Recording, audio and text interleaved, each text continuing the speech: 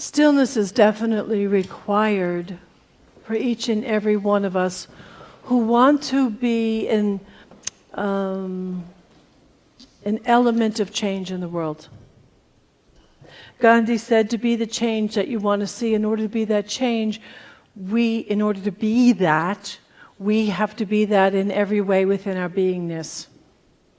And sometimes, and some of us are walking around, looking around at life and noticing things and experiencing some things that appear contrary to stillness, to peace, to possibility. Some of this you're just seeing on the news, some of it you're reading in the newspaper, some of it is in your house. And it's a little easier to consider something at a distance when it's in the news. It's kind of easy to ignore things when it's not your neighbor, your neighborhood, your town, your community. It winds up being relatively easy at that moment to play ignorant and to be distant. And yet the truth is, and what we teach in this teaching, is that there's only one of us. That there's just one, that we are an organism of one. We are a unity of one. And as Troward said, you can't have two unities. So we are a unity of one, and every Eastern tradition, every meaningful teaching teaches that there's only one of us. Not one with one. Not I'm like you because I'm a woman and you're a woman. Not because we're the same color. Not because we're the same tradition. Not because we're nice to each other. But there's one. And so as goes the one, so goes the all. Horrible English, but you know what I mean. You get my point. So it is critical that we think of our world, our inner world, our home, our work, everything as the microcosm of what's happening. If we want to be a potential for change and transformation, then we must be willing first to do it where? There is divine unrest. Okay, divine discontent, they call it, is very important. Because there are those walking around the earth who are very self-aware, and there are those who are not. So the more aware, I'm not trying to be judgmental here, but the more aware, the more self-aware individuals have to carry a little bit of the load for the unconscious. So when we notice things, it's pertinent for us to pay attention. I don't remember the exact quote, but Martin Luther King said something like, riots are the voice of the unheard. So as much as we might look at things that are going on, we might look at the news, we might look at Ferguson, we might look at the looting, and we're so high and mighty about that. And the term I keep hearing from many directions, and I'm not even criticizing the term, I just want you to pay attention. So the term I keep hearing is, oh, they're just using it as an excuse. We are one consciousness. So as that one aspect of our consciousness goes, we are part of that. And the only way we get to reset this is by resetting our still point.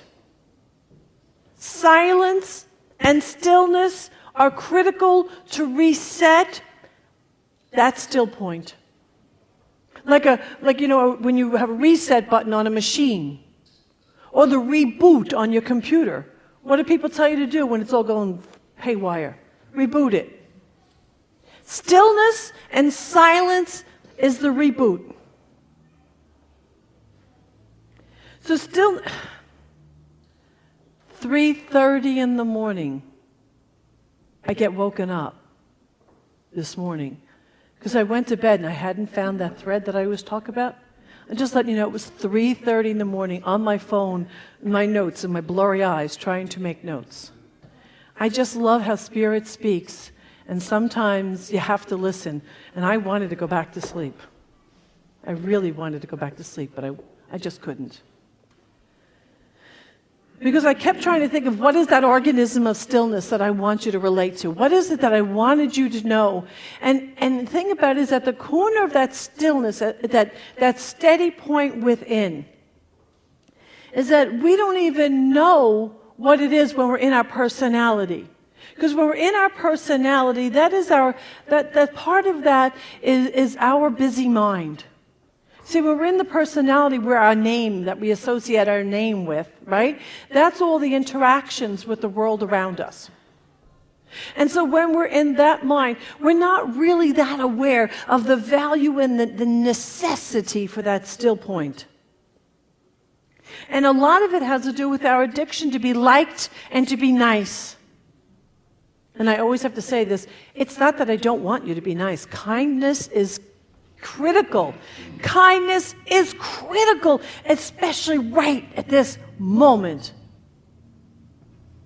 But it's not the kind of being nice where you're not willing to say your mind or give your piece, because there's one thing about conflict. There's this little thing about conflict. It creates change. It gets you to wake up. You don't like what someone said to you? Instead of looking back at them, ask yourself, why? Why am I reacting? What does this mean to me? Then you and I are doing the work of the metaphysicians. Then we're being spiritual warriors, because we're taking it inside and we're doing the work that has to be done, the scary work. The work that makes people not want to come back to places like this, especially here, because I know it's my way to call you on that all the time. And I know it's hard, and I would say forgive me, but I don't really want your forgiveness. I want you just to say yes and do the work. If I've pissed you off or made you feel something you don't want to feel, good. Because that's where it is. That's where it is. It's sitting at the heart. Like the heart of this, part of the heart of this country now is in pain. It's in agony. And the way you and I get to do it from West Orange, New Jersey, is to do the work here. We are a point of consciousness that we can experience from that place of stillness. I want you to hear what I'm about to say to you. As that still point, you and I are everywhere. You get that? In that place of stillness, we are everywhere. Because when we surrender the personality and when we give way, we suddenly become one with all that is. And I don't mean that in some Hallmark card kind of way. I mean it literally. We melt away the differences and the separation. In that still point, we know that we are in the most simple terms, in the most simplest of terms, we are simply in agreement to be who we are. You understand what that means? When we get to that stillness and when we surrender the differences and when we surrender the personality and we take full responsibility for the universal experience and the co-creation of all that is, we realize that what keeps us being us, what keeps the trials being trials, what keeps the unrest being unrest, is our agreement with it. It's our collaboration and our collusion with it. If you're still carrying something from decades ago, you are colluding with that and you are pulling it like a weight forward into today's time. And we do that collectively. We must still believe in racism. How do I know? It's here. We must still believe in separation and in classes. How do I know? It's here. Because if we finally collectively gave it up, it would disappear.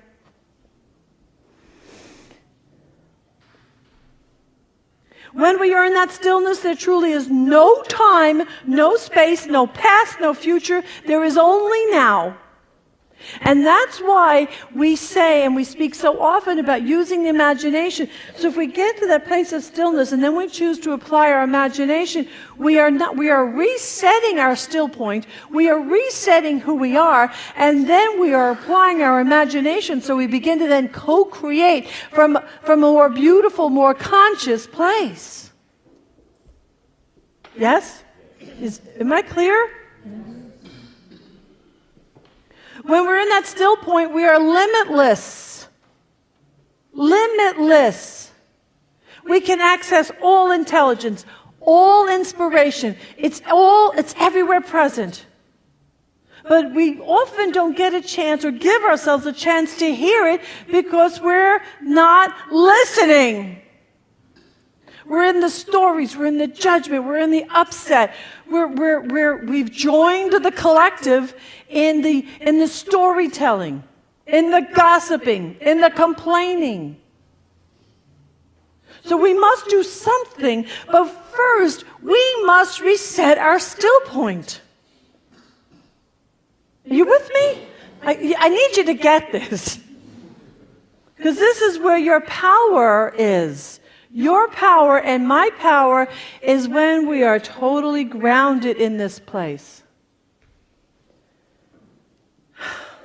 When we are still, we can move beyond the stupid, yes, stupid, idiotic ideas of self and separation that lead to and justify things like dualism, right and wrong, righteousness, prejudice, racism, homophobia, actually all isms and all phobias.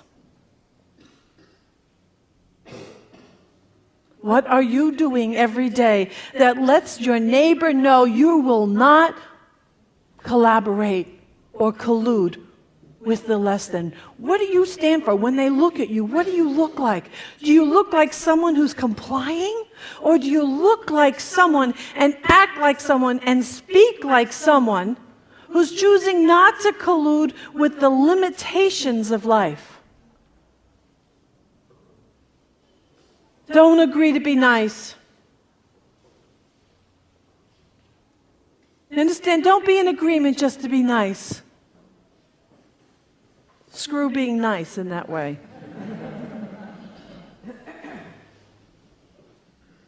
You understand what I'm saying, right?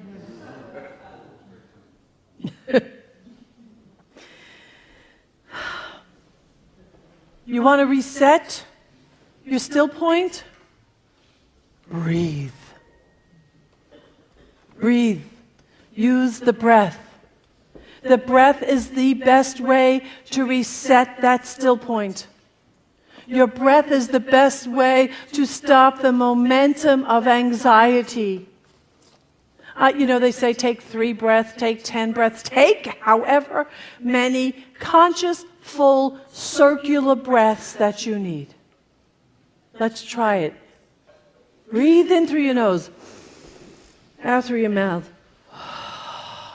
Do it again.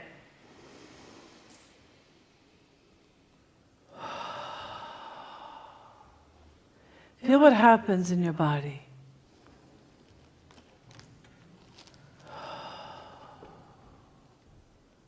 When in doubt, breathe.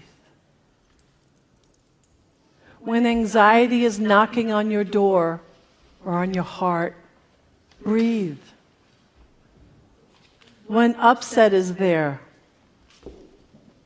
breathe. Use the breath to reset that still point. When I started taking on a practice, I became aware through one of my teachers of the momentum of the energy of the world. Just how there is all this energy always moving. And it keeps getting more. And what's really funny is I finally see people becoming fed up with some of the technology. I think we're finally starting to get on the other side of our love and passion for it. Have you noticed that? I mean, yeah, I believe we're finally moving to the other side of it. So the way I always describe this is that the earth is moving, and it's moving at a particular speed, and it's a relatively fast speed. And then, of course, we started learning how to travel places, and we started learning how to get places faster and faster and faster. And then we used to write letters, dying art, right? Pen pals. Remember pen pals? Yes. Yes, I remember as a kid in school they would promote you having a pen pal. So then what happened was email replaced pen pals, and then we had pagers. I couldn't wait to talk to you, so I had to page you. You didn't answer the page. Now I had a new way to judge you. And then came cell phones. Now first they were big and gigantic and clunky. Some of the younger people won't remember that. But I remember my friend, I have this very cool friend, Nikki. Nikki always had the best of everything right away. And I remember him walking in with this big box, this battery, and this thing. I'm like, what the heck is that, But it was cool. Now we can sneak them in our pockets. And if you don't answer my call, so we have another way to measure whether someone's responding. So we have sped up everything so fast. Oh, and in between there, of course, there was faxes. Now fax. Do people still fax? Yeah, I guess somewhat. But we've done everything to speed up, speed up, speed up. And we have taken on this anxiety that you don't even pay attention to because it's just part of the world and the globe all around us. So when you're home and something's happening now, at work too, actually, at work might be a little more difficult for those of you in a corporate job or when you have lots of eyes on. It might be more difficult. But when you feel that energy that comes with those demands of time, stop, sit, physically sit, and breathe. Just stop.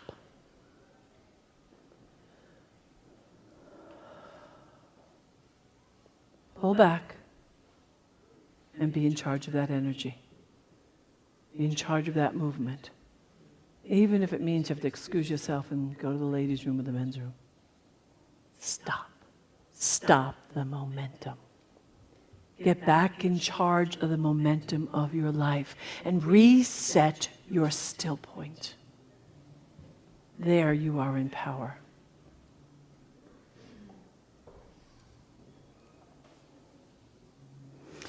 If you wake up in the middle of the night, I don't tend to be a worrier, but I speak to many of you. I know many of you lose sleep due to worry or things are on your mind. If worry wakes you in the middle of the night, instead of laying there trying not to worry, get up. Sit up. Breathe. Get up. Now you could just even sit in your bed, but get up. Be in charge of it and assume that you are being called to attention. If you pray, pray. If you have a reading next to you, read. Don't let it and you be in battle for sleep. Give into it by letting yourself believe, I'm being called to attention. You understand? So this way you're in charge. It's no longer in charge of you, you're in charge. And then you get to reset your still point. Mother Teresa said, we need to find God, and it cannot be found in noise and restlessness. God is the friend of silence. See how nature, trees, flowers, grass grow in silence. See the stars, the moon, and the sun, how they move in silence. We need silence to be able to touch souls. An ancient desert father taught this principle. If you are silent, you will have peace wherever you live.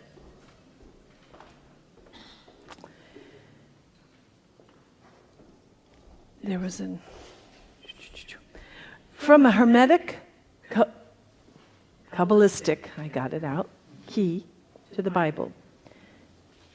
Each of us as a whole may be conceived of as a planetary spirit, a self-conscious, luminous sphere of unimaginable extent, as in fact, as present, the mental state of our mind has no defined limits. You hear that? No defined limits. It reaches as far as thoughts can go. We are created for the purpose of being the image of God of good. The glory of God of good is residing in us, and we are penetrated by the light of divine love.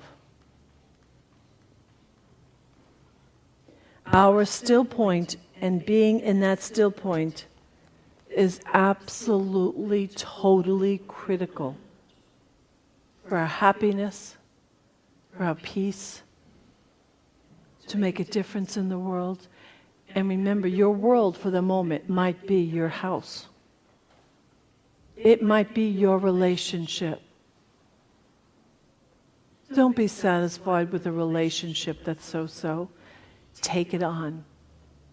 Make it work. Don't be tolerant of a relationship with your family members that's, Take it on. Make it work. Have the hard conversations. Don't be tolerant of discord all around you. Take it on. Have the tough conversations. So what if you screw up and you make a mess and you embarrass yourself? Have we not? Is there anyone here who has not embarrassed themselves? Is there anyone here who has not made mistakes? Is there anyone here who has not totally fallen down face first? So what? You understand? Don't worry about the image. Worry about being a stand. And I don't mean the word worry. Take on being a stand. Take on being a potent element of possibility and peace by being that still point. And in the end, remember to breathe. Always breathe. Yes? Yes. Let's take this into prayer. Would you kindly hold the hand of someone next to you?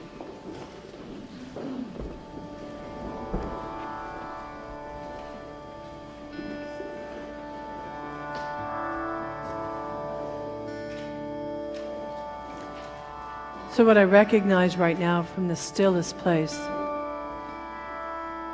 a deep place, a soul-filled place, that there is love and love alone. This love guides us, guards us. This love demands our attention. This love will tell us what to do when we listen.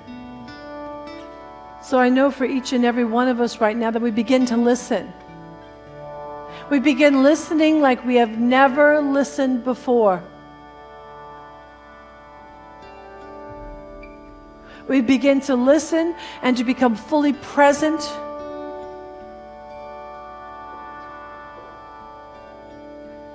We begin to allow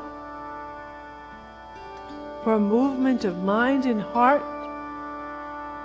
We take a stand, a potent, amazing stand.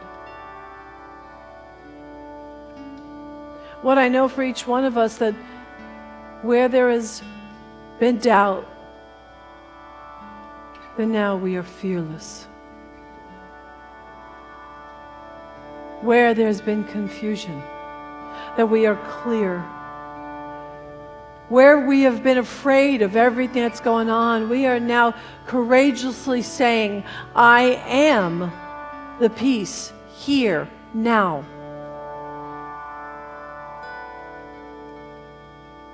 I practice forgiveness. I practice non-gossip. I practice non-complaining. I practice non-judgment. And in my practices, I open my heart, I open my mind, and I open this space within to be an element of possibility for the world.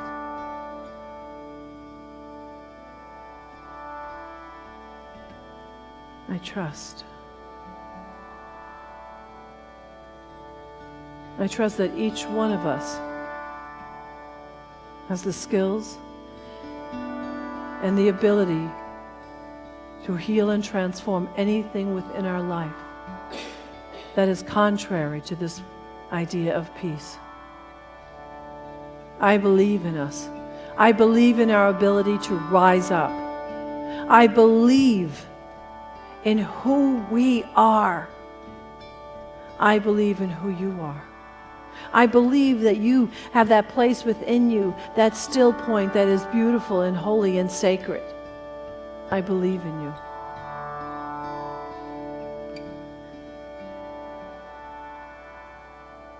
With abundant gratitude for love and possibility.